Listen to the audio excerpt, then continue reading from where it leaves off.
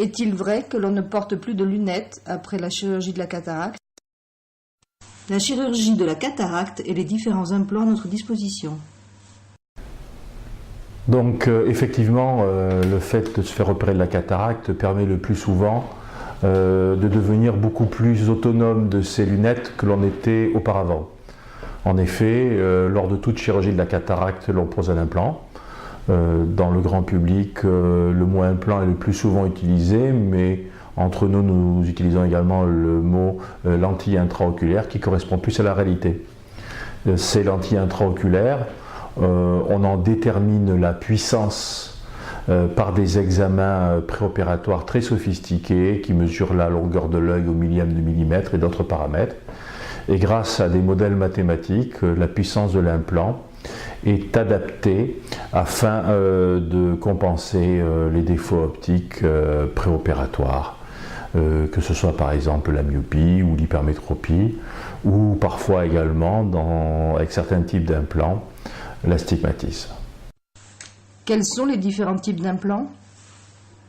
Oui, effectivement, il existe différents types d'implants intraoculaires ou de lentilles intraoculaires.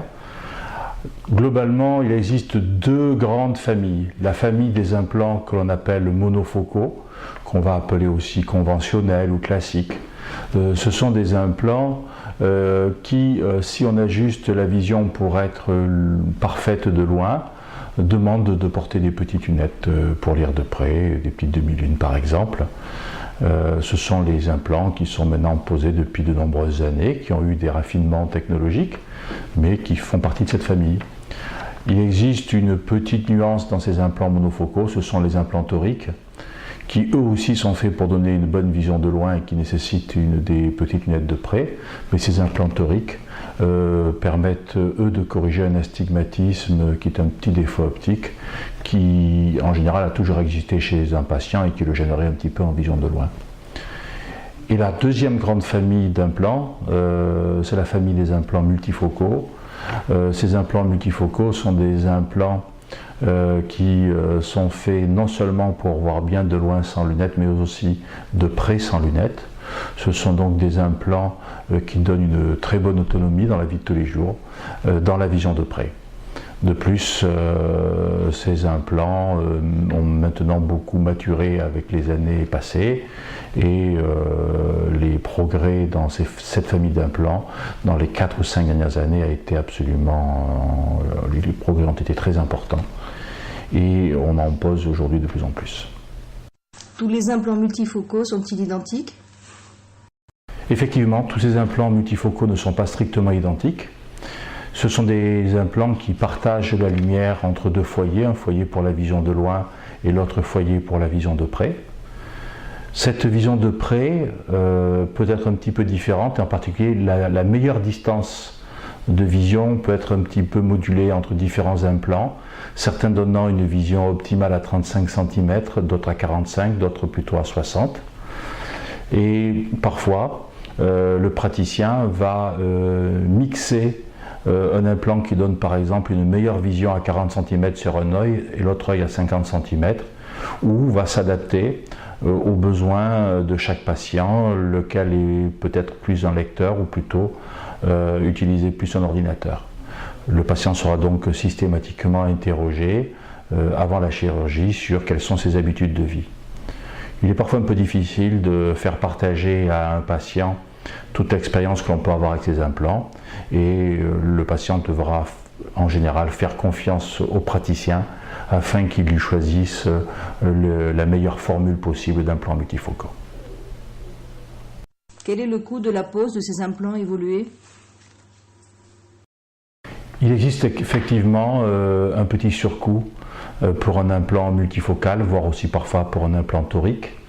Mais ce surcoût est en général faible, de quelques centaines d'euros, et l'on s'y retrouve en général très rapidement puisque la plupart du temps, ou bien on évite complètement les lunettes, ou bien si on a des petites lunettes d'appoint dans certaines circonstances rares, elles sont de faible puissance, bon marché, ne sont en général quasiment jamais renouvelées.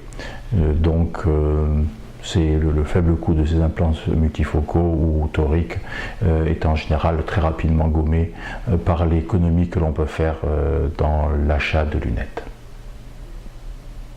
Est-il possible de porter des petites lunettes après ce type d'intervention? Optiquement, après une chirurgie de la cataracte et la pose de tous ces types d'implants, les patients sont en général très bien.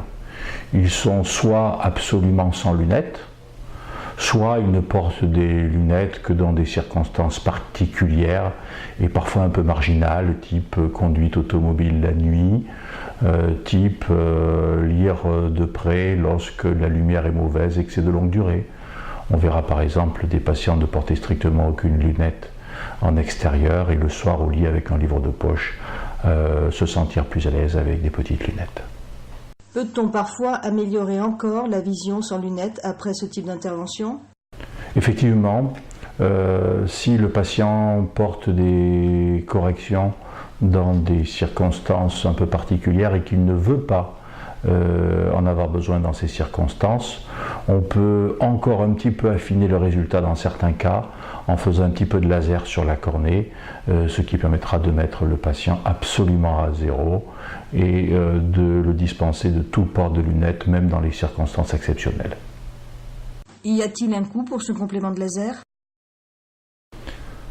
Alors concernant ce petit complément de laser qui est très rarement pratiqué dans les semaines ou les mois qui suivent l'implantation, sa fréquence est très rare et cela correspond toujours à un patient qui a une certaine exigence de perfection absolue qui ne cadre pas avec le but initial d'une chirurgie de la cataracte qui n'est pas de ne porter strictement aucune lunette mais de récupérer une vision que l'on n'avait pas avant avec ou sans lunettes. Devant ce degré élevé d'exigence, la sécurité sociale ne prend pas en charge ce complément de laser des semaines suivantes puisqu'elle considère qu'un patient, s'il veut encore améliorer un peu plus sa vision, peut très bien porter des lunettes.